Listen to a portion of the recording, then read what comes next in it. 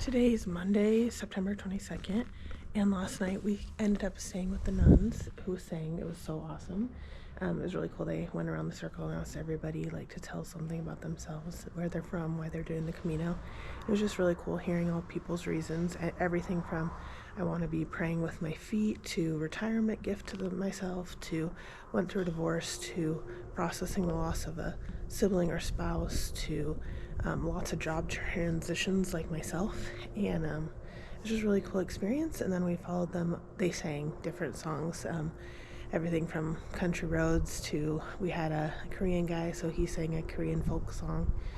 And then we followed them over to Mass, which was awesome as well. One other cool thing was a guy who was at the singing thing. He has written a song that's on Spotify, so he sang that, and there were a lot of tears in the room. And then we went to dinner last night. It was delicious. Passing this on the way out of town. By the way, it's like 40 something degrees, so the puffer came out today. Yesterday I forgot to say also that the nuns gave us a blessing at the end of the service, like the pilgrim's blessing, but they did the sign of the cross on our forehead and said, "May the Lord bless you and keep you, and may his face shine upon you," and gave us a little star because we're going to Santiago de Compostela, which means of the stars. And she was just saying, like, the star, it's just so simple, but it's a representation that we need light, obviously, physically on this path. Here we are walking in the sunrise, but also like we need light within us. We need to be the light of the world.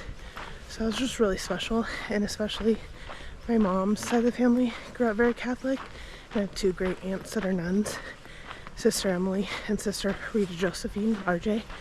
And it was just really special thinking about like those nuns, how amazing and welcoming and kind they were, and that they've dedicated their lives to poverty, chastity, and obedience, just like my great aunts did. And yeah, the last 2 days have been my most emotional days because I was just crying thinking about them, their dedication to the church. And I know that we go to different kinds of churches, but like just seeing their dedication to God, their dedication to serve people, was just really special.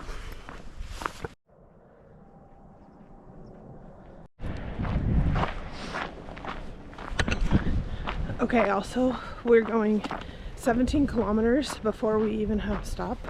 That's a long ways. So we packed a lot of food and water today, so our backpacks are really heavy. And someone did say that they've never done this without there being a food truck. I think I might be seeing one up there. So that's kind of exciting, but I also have all this food in my backpack, so it's kind of funny. And then there was one other thing I was thinking about the nuns. Oh, with their singing.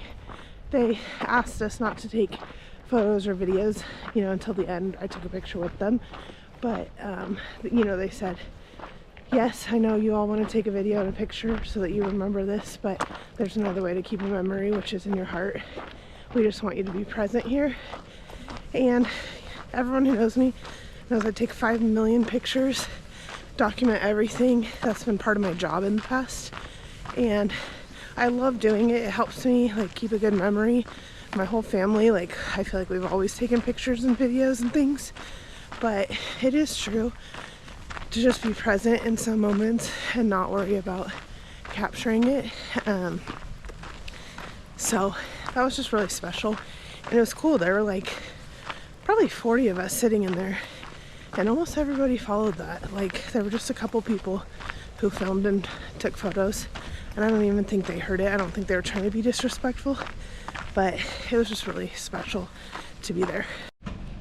Thank you to that little food truck for some hot chocolate.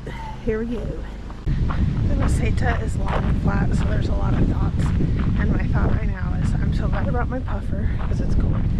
And also just thinking, these pilgrims 1,000 years ago didn't have Patagonia jackets, didn't have their shoes with a thick surface. They're thin leather sandals. They didn't have concrete, and they were walking, probably blisters. It probably took so long, and they were probably in pain. It's crazy.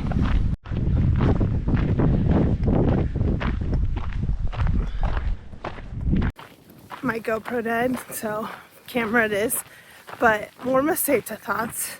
I gave up soda this summer for at least a month. I did Whole30 with my mom, and it was feeling really good, and I was like, I want to do that before I go to Spain, because I'm not going to have very much soda. And I'm on the phone with Amy Davison before the trip, and she's like, oh yeah, no, it ruined me on this trip. The Camino got me back into soda. And so I was like, okay, yeah, we'll see. Well, literally, at every single stop, they've got coffee, which I don't drink, Coke, Aquarius, and beer. And so those are your options. And so, of course, Coke is back in my life. But I have been trying to switch between Coke Zero and regular Coke. But honestly, I'm also like walking so much that if I have a soda or two, it is what it is. Praise God, we're coming up to a city. And I can't wait to stop and go to the bathroom, get a Coke or something. That was a long walk between stops. Alright, we can see the outskirts of Teradillos, which is where I kind of want to stop, but 2.8 kilometers to the next town, and it makes it a little easier day tomorrow. Since it's not very hot out today, it's actually cold. I kind of want to keep going, but my feet hurt. I switched into my sandals, so let's hope I can finish these last 40-ish minutes.